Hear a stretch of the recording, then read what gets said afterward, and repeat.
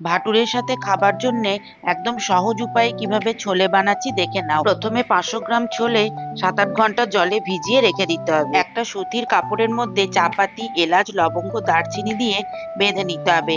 তারপর প্রেসার কুকারে ছোলা, চাপাতির পটলি, আমলকি ও নুন দিয়ে 3-4টে সিটি দিয়ে চাপাতির পটলি উঠিয়ে ফেলে দিতে হবে। একটা কড়াইয়ে তেল গরম করে জিরে, তেজপাতা, শুকনো লঙ্কা, আদা কুচি, লঙ্কা কুচি ভালোভাবে দিয়ে তারপর জিরে, ধনে গুঁড়ি, লঙ্কা গুঁড়ি ও হলুদ দিয়ে তারপর টমেটোর পিউরি দিয়ে ভালোভাবে কষিয়ে নিয়ে ছোলা মশলা আর হাতে ক্রাশ করা কসুরি মেথি পাতা, কুচনো আদা দিয়ে আবারও কষিয়ে নিয়ে সেদ্ধ করা ছোলা আর নুন দিয়ে ছোলা সেদ্ধ করা জল দিয়ে ফুটিয়ে নিয়ে একটা অন্য পাত্রে ঘি গরম করে আদা কুচি, লঙ্কা কুচি, লঙ্কা গুঁড়ো আর ছোলা মশলা দিয়ে রান্না করা ছোলের উপর থেকে ঢেলে দিতে হবে।